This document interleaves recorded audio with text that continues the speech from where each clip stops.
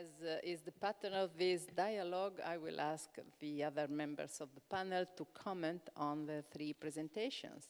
And I will start with Bonnie Burnham, President Emerita of the World's Monument Fund. Thank you. Well, I think this panel and this discussion has brought it all home, not only in suggesting the magnitude of the possibilities and the opportunities, but giving us some encouragement that there are solutions that we didn't realize were there on the horizon, that these gates that are being built will actually function for the puts Venice on the vanguard of cities in terms of coping with climate change. That's news to me and something that I can take out into the world to convince others that it's really worthwhile to think about this and about solutions that could actually be implemented. And you know, at the same time, all these presentations raised a number of questions that I might just pose so that you can answer them when you make your final comments. You mentioned that there was something like 16 billion euros allocated, if I understood correctly, for Venice, but only 5 billion or maybe 10 if you count the pollution and so forth has been spent. So is this an ongoing effort for the foreseeable future, or does it end with the end of the building of the Meuse system? And is there a higher authority in Italy that's really looking ahead? That would be encouraging.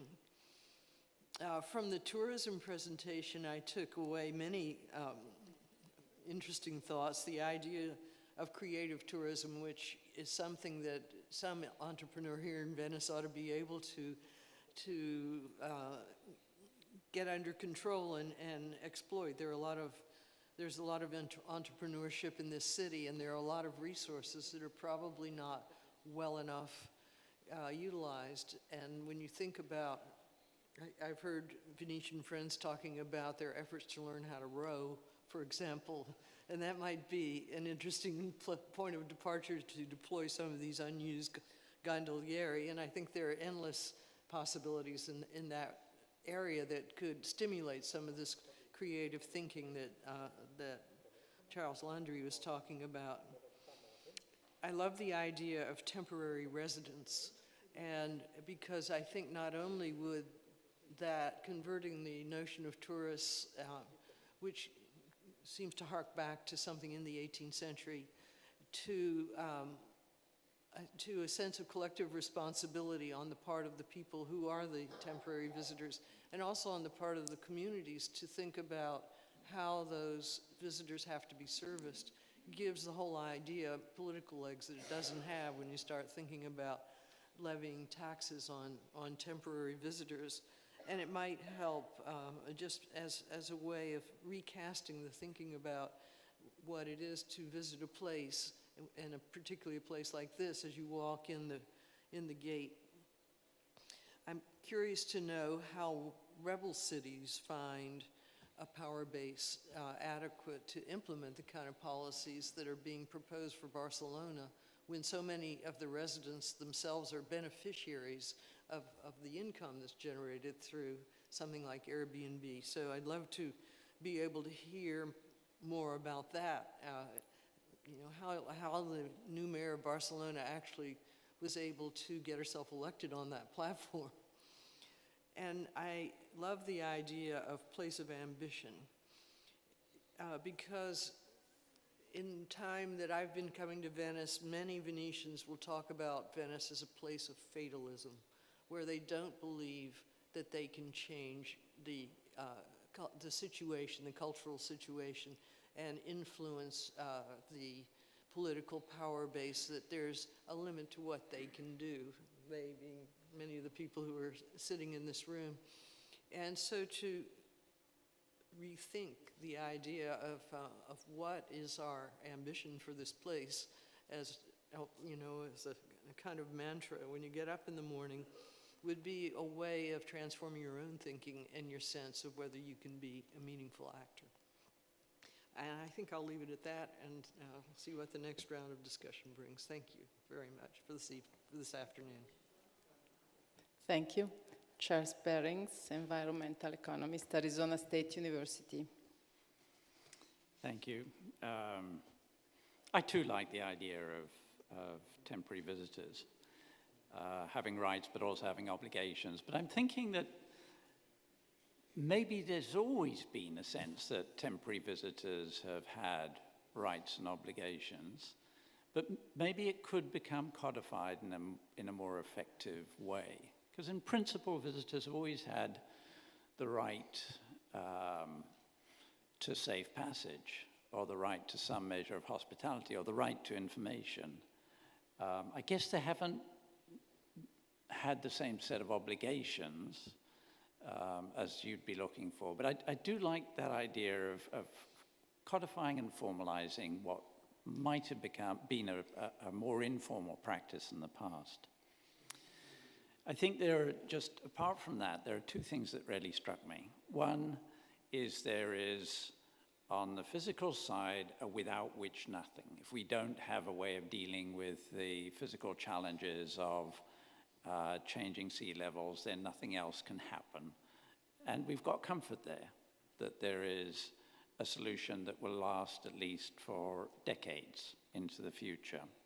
And it opens up possibilities for dealing with the other challenges, which are all of a social nature. And the one thing that I was fascinated by all the information on Airbnb. Fascinated because this is evidence of the changing world we live in, that so many different sectors are being transformed in ways that completely alter the set of possibilities that we face. Some in some ways negative. It renders old controls irrelevant, old regulations irrelevant, old means of dealing with problems irrelevant. But it opens up a whole set of new opportunities. And the fact is, in the tourism industry, there is a tremendous array of new sets of opportunities that could be explored at the same time as we get in, we put in place measures to deal with the downsides of this thing. And the two things have to be explored together: how best to deal with the downsides and how best to exploit the new opportunities.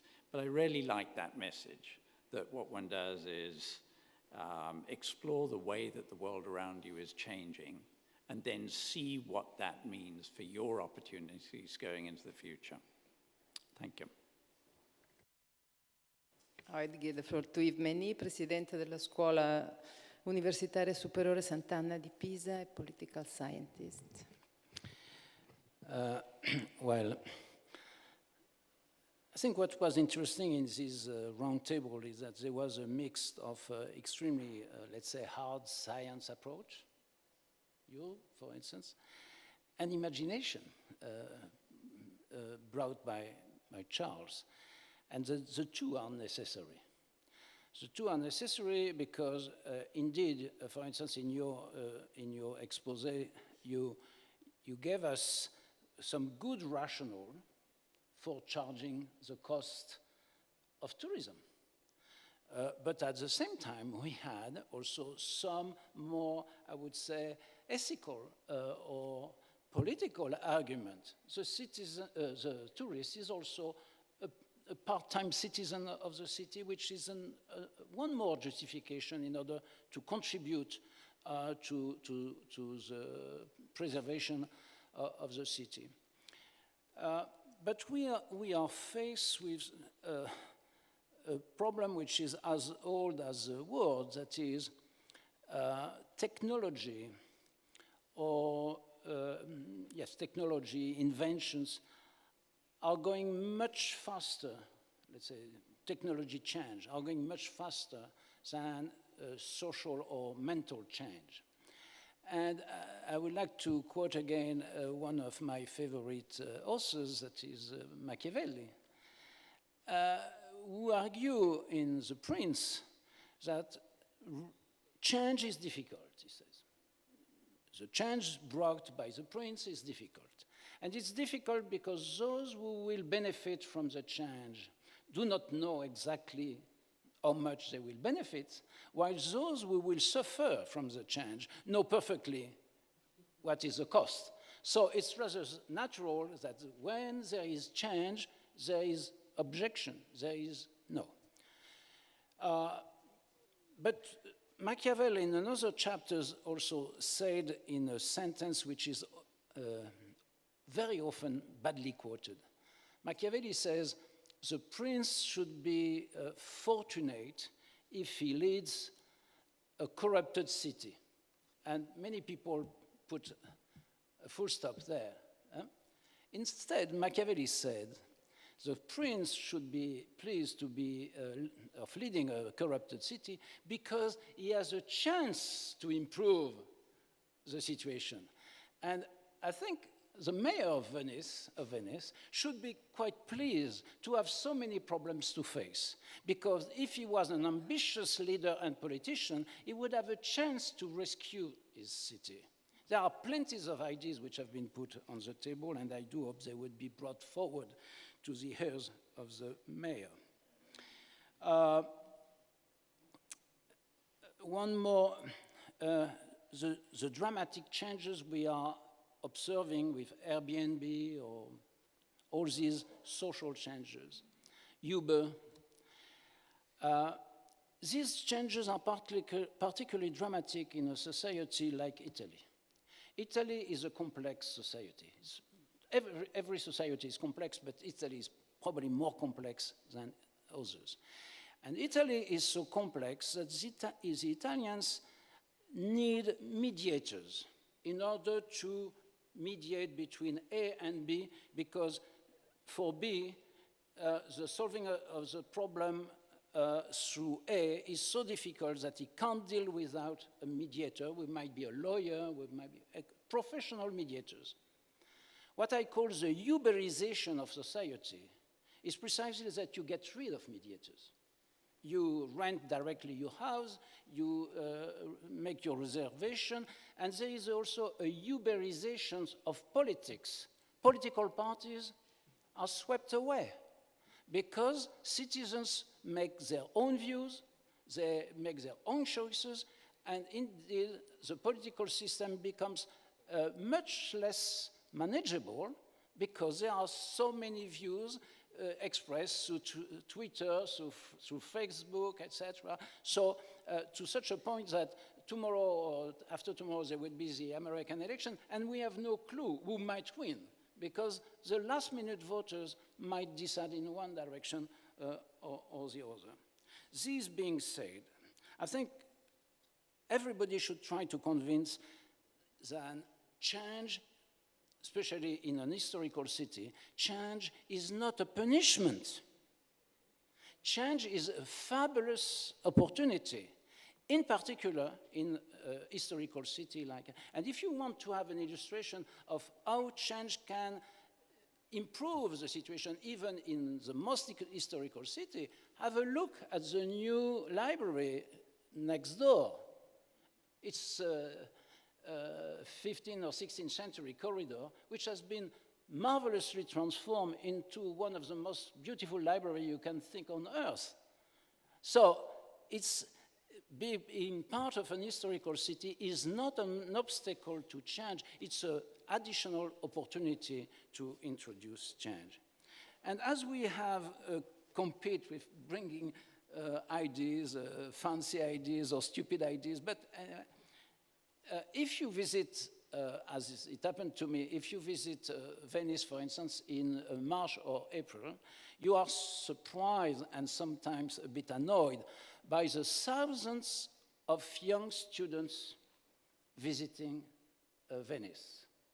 And it's fascinating, but at the same time, you know, they are distracted because it might be more interesting to buy an ice cream than to visit the Palazzo Ducale, etc.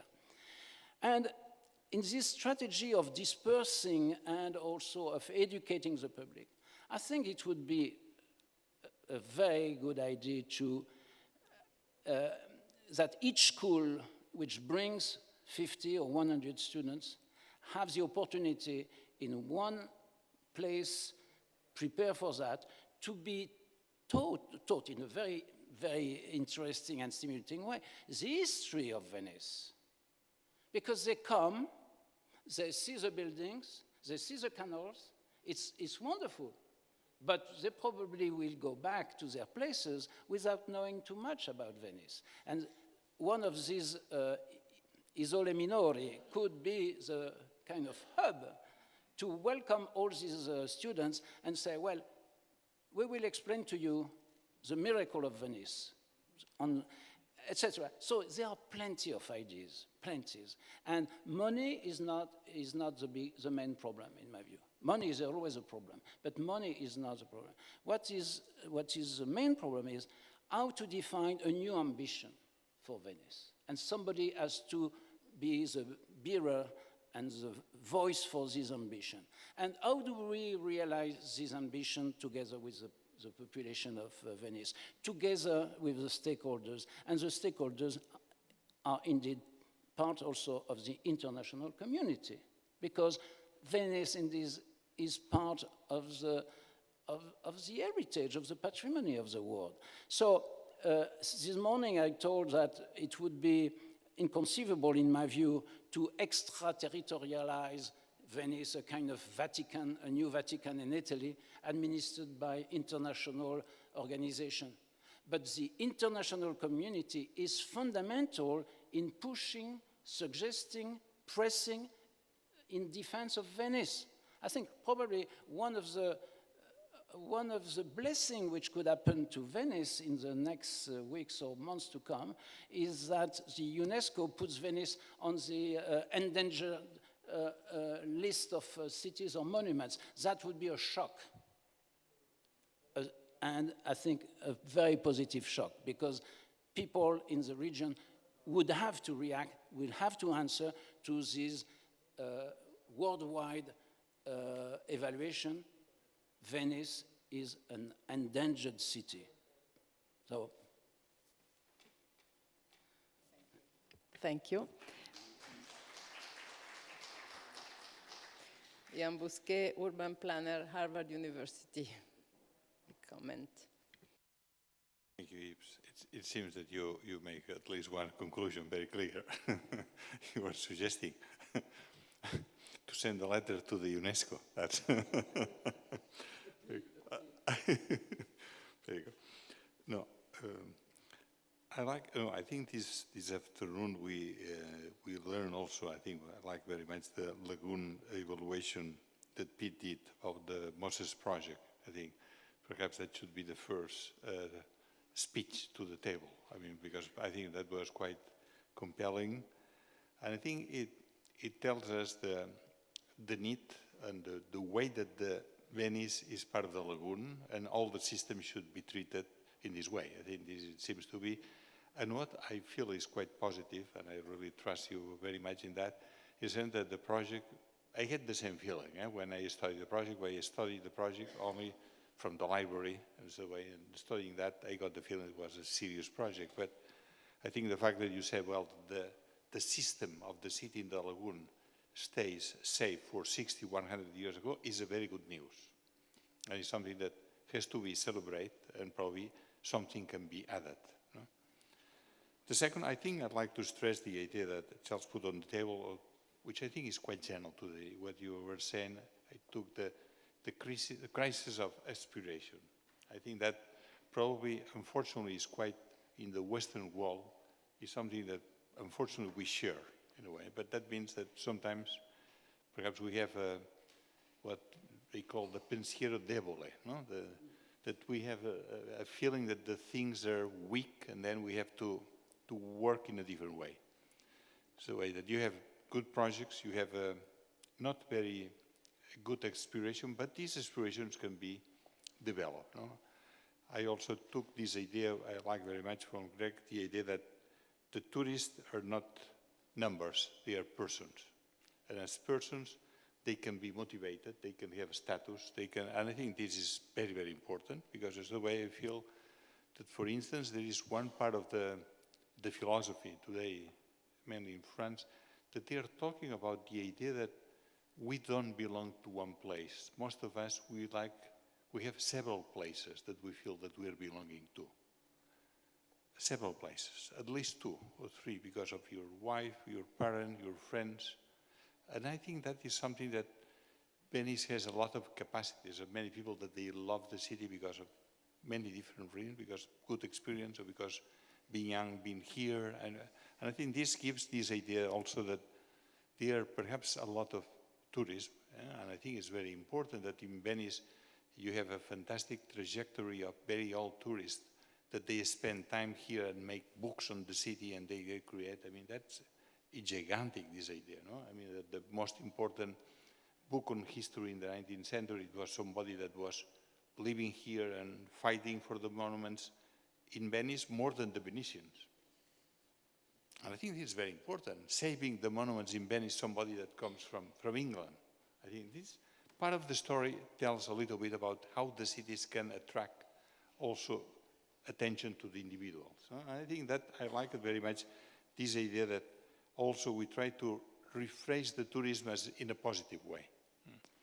I think I like to draw your attention also about this phenomenon that's been mentioned many times, Uber, Airbnb, all these things. I think those are a new software phenomena. What these companies are doing, they are controlling the market by the software. That is the system. And then I think I would like to make a plea on considering how monopolist these companies can be. It can be a new Windows. I mean, it's the way, because in the end, they are controlling half of the market very soon in a way that I think this should be something to put into the table. I think I feel that is the Uber is always in place in many cities where the taxis and the taxi drivers are also under monopolies and they don't treat the customers properly. That's the reason the success of Uber, unfortunately. And then probably that means that the taxi organization should react and make it more efficient. I think that is a battle in itself, but I like to prevent about that. But I think, and probably that will be, in what sense we can imagine that some of these elements of discussion could be also useful for Venice and in general, and the discussion about the heritage, the World Heritage Cities. I think it's very important to perhaps start discussing what are the operational models. I think Yves proposed certain elements this morning, but those are elements that you suggest, and I think honestly that they are quite interesting. But I'd like to stress how that is possible, even the models that you're suggesting, how you make it happen. And I think there are mechanisms that probably some of you have been involved as well to that by creating a certain capacity from the civic organization. I really feel very much, for instance, this Fondazione, it's a civic organization. Organizations that they don't have a business matter in itself. They don't do the things to make money out of it, but they have loyal interest.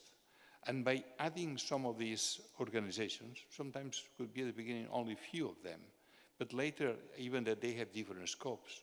This morning it was presented some international organizations.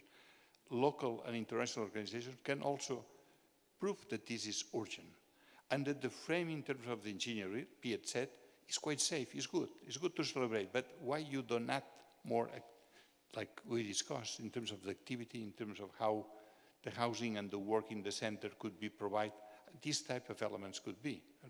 I remember, probably some of you know that, but some years ago it was an interesting case in Antwerp, in Europe as well, where in fact the city was not accepting anything and the city was decaying. And groups of local and regional organizations, they make something happen and the city in the end accepted and they develop. Because in such a way, what the aspirations can come from many different points and different sectors. And I think probably this is, the only thing is that should be aspirations that they are loyal, that they are very much trusting the city and they want to create better conditions for the citizens. I think this is probably the aspiration. No? But I put that on the table because I feel that this is very important and that is not a technocratic approach. It's something that should be shared also by local associations that I'm sure that they are interested in reducing certain pressure of certain tourism, which I think is what we are talking about, but not denying the importance that also these different type of visitors could have in the city, but also taking that there are some challenging issues in Venice that could be also taken as example of many other World Heritage cities. Thank you. Yes. I forgot to say that we could combine one of the attractions of Venice, which is the Biennale, with the issue of the Venice survival and prosperity. I think one Biennale should be dedicated to reinventing Venice. That would be the place, because after all, you know, rather than to have very abstract, etc., Venice by itself is a fascinating topic on which artists and architects, etc., could work. And it would not only be for Venice, it would be also for many other cities. But it would be the ideal place to have a biennale dedicated to the rebirth of Venice. I think now I will give the opportunity to the speaker to comment on the comments, and then if we have time... No, we will stop with the comment on the comment, second level of abstraction.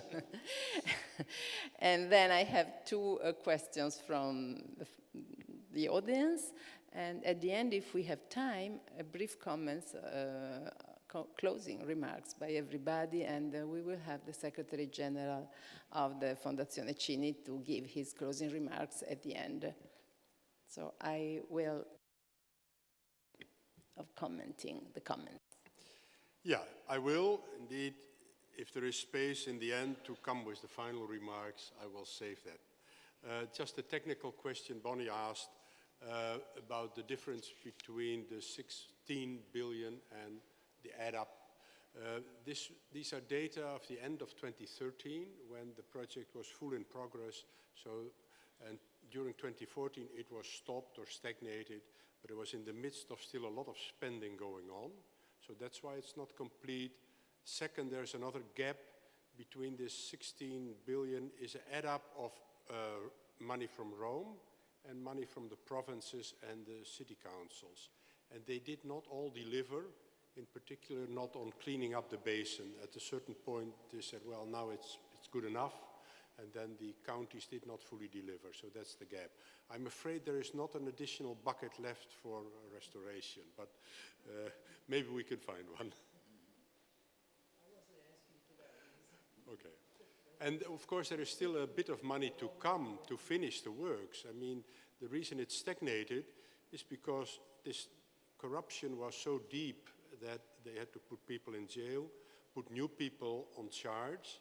But of course these new people were not trusted from the very beginning. So much more red tape is involved in making money available for the works to make sure there is no corruption. But that means that one, a lot of technical manageable expertise is gone from the project, and every little bit of progress needs to be financed through much more red tape. That's why it's slowed down. And of course there is rumor about some technicalities not fully in order, but as an engineer I have evaluated those little problems, and they are just inherent problems. If you have a project of 4 billion euro and you have it on the design table and maybe test it, even while you build it, you also always run into some problems or issues and that you can fix. And second, of course, maintenance is already going on. If you build a city, you know, after you've built the first part, it starts already needing maintenance. So it's important to finish these works, to have a clean slate for the future, because right now the maintenance is building up while you don't have the services yet. So it's really urgent to finish this whole work and see how it operates and work with it, and then take it from there.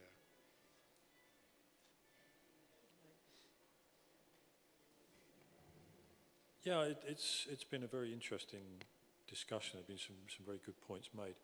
I mean, the point about positioning Venice as an endangered city was an interesting one, because of course this, for me, resonates with the idea that Bonnie was outlining in terms of the resilient cities, that almost all of them have been facing big problems that they have to solve, so therefore they have to be resilient in order to deal with these problems. Of course, the other thing that the endangered city kind of idea does is that it galvanizes people into action, or at least that's what you hope.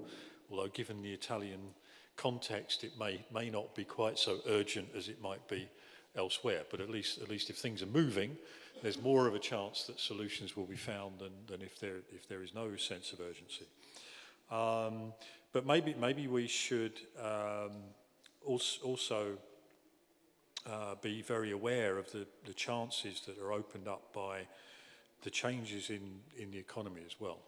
I mean, this is a big challenge, you know, having Airbnb and Uber and everything else coming in. And I think it's right that this is about software. It's not, you know, Airbnb is not an accommodation company or a tourist company or whatever. But of course, Airbnb is a company which, given its size and importance at the moment, should also be thinking about its corporate responsibility. So there is a chance to put pressure on companies like Airbnb to act responsibly. And, you know, why shouldn't Airbnb be at least given a role in saving endangered Venice? If they're part of the problem, which we're indicating they are, then why shouldn't they also be part of the solution? And there could be ways in which they could be actively involved, not just in terms of their own operations, but also, you know, helping to find technological solutions. You know, they have the platforms, they have the programmers and everything else. Why shouldn't they help to come up with some positive ideas as well? Thanks.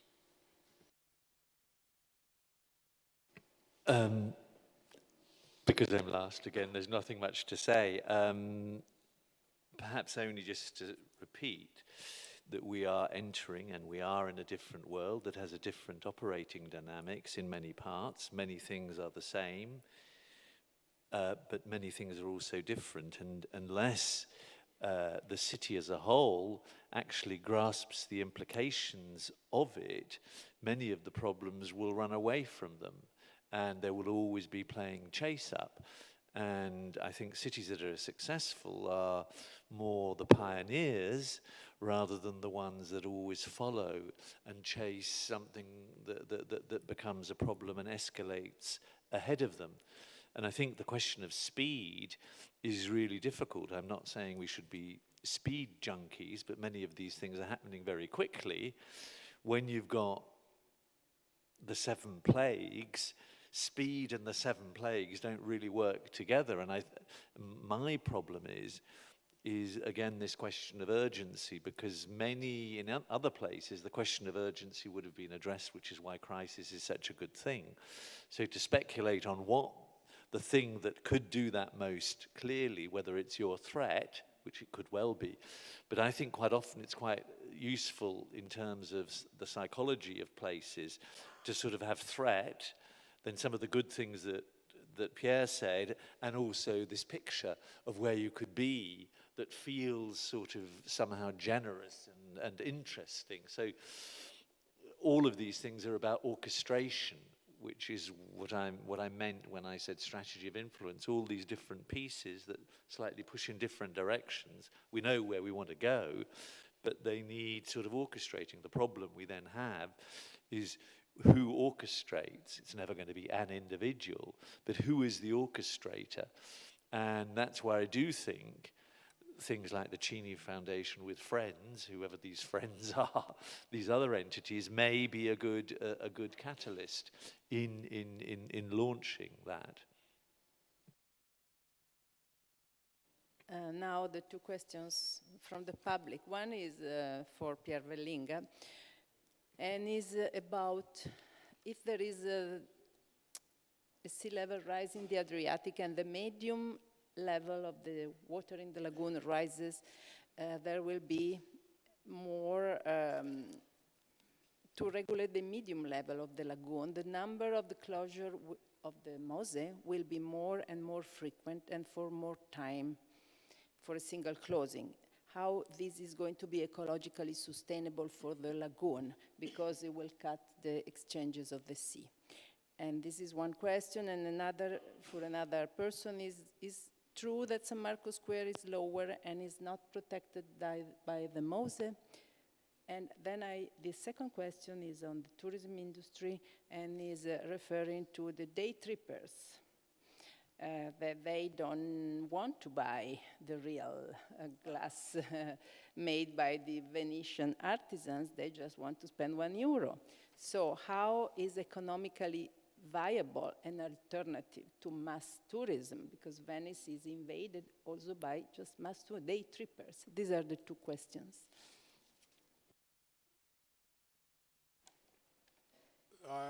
This is a good question. As you know, the medium sea level is rising, and as the gates are meant to close when it's more than 1.10 meters above mean sea level, over time the gates have to close more often. Maybe now first 1 or 2 times a year, and then maybe 20 times a year. But for the first 30, 40 years, the storms, of course, are mainly in winter. At that time, the biological activity of the lagoon is very low. So for the first time, there are no foreseen biological or anoxia problems. Once you have to close it in the summer as well, some of that will happen. But again, I said, you know, by then we talk about a sea level of 40 centimeters higher than today. Think of all the worldwide problems, for example, Alexandria, wherever in the world, we are then all facing this problem. And by then, I'm sure there is some ingenuity again to manage it. I mean, there are techniques to flush the lagoon by closing 2 gates and leaving one open, and then opening the other one a little bit later, so you can flush it. So I think there is still quite a lot of space to handle potential ecological problems in the lagoon. And with the gates, you have more engineering flexibility. The question about Marco Square, well, as far as I understand, you know, the flooding of Venice mainly occurs through the sewages. And you know, when you are at Marco Square, the water comes from the sewage. And I believe the Marco Square has now been turned into a polder with a pump to release the water. And of course, this is still an operational and management issue. And the big question is, maybe you let it be flooded for a little bit to attract tourists. So there is much more engineering flexibility. And it's true that with 110 sea level, some minor parts of Venice will still be flooded, but those were considered not the most crucial parts for the entrepreneurs, the shops, and the people. And if so, then you would have to close it a little more often. But I think that's all in the future to decide. Thank you. Yeah, the question of excursionist day trippers is a problem faced by cities in many places. I mean, Barcelona has, or at least had to a greater extent, the same problem a few years ago, because people were coming in for the day from the coastal resorts around Barcelona. I mean, that's less of a problem now, simply because more people come and stay in Barcelona, because the nature of tourism in Barcelona has changed. So one way of tackling the problem is to try and change the nature of the people who come and the reasons why they come. And certainly, you know, adding reasons for people to stay overnight is part of the way of improving the return on tourism. But you know, you're not going to stop people coming for the day. There will always be people coming for the day. The question then is, can you make them pay more than their €1 or a very cheap souvenir? Can you actually tax excursionists? I know there were attempts made when Paolo Costa was mayor via the development of the Venice card to have day trippers pay for various services which otherwise they would not purchase. But they couldn't make that system work for whatever reason. It might now be more feasible because now you have new technology to do it. So, you know, rather like you have on motorways, you have toll gates which are automatic and you know, they're debiting money from your account. You know, if you want to charge an entry fee for Venice, you could do that via those kind of systems. So I think it should be feasible. But the decision about whether to charge I think it should be something which should probably hit day visitors proportionately more strongly than overnight visitors, because as has already been pointed out in the discussion, people who stay overnight spend a lot of money and they are already taxed. It's the day visitors who spend much less and are also not taxed to anything like the same extent. So there should be some kind of differential made between day visitors and overnight visitors. Thank you. I think we don't have time for closing remarks, another tour with the panelists, and so we can give the floor to the Secretary General of Fondazione for the closing remarks. Thank you. I have just a couple of things to say. Firstly, I would like to remind you what Francesco Mandarin said at the end of the sessions he chaired yesterday, which seems to me very appropriate as a final comment to the whole symposium. You might remember there was a question raised by the audience. How do you make sure that the results of the symposium will be taken into consideration by the management authorities of Venice? The only way, Francesco said, to be heard by the politicians is to have strong voices. If we have strong voices, we will be heard. I would like then to stress once again that this meeting was not just an academic conference, but the beginning of a reflection process and of a laboratory of ideas that could take into account what's happening in the city and might be perhaps growingly heard by the decision makers. Secondly, I want to express the gratitude also on behalf of my president, of the Cini Foundation, to all the speakers and chairs who made this symposium possible. I have to say I'm very proud because we have been able to identify the right speakers and to put them in the right sequence. It was not easy, but it happened. And the next issue that we have to cope with is how to make these ideas resounding and how to share them with as many people as possible. I think that we have to publish the proceedings of the symposium as soon as possible. And we'll be in touch with each of you in order to transform your presentations in publishable papers. And we'll edit the debate which has been fully recorded. And when I say we, I refer to the persons who helped to conceive and organize the symposium, namely Ignazio Musu,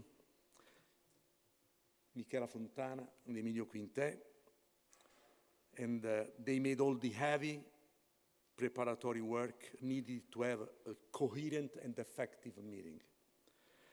And I'm very grateful to all of them. So that's all.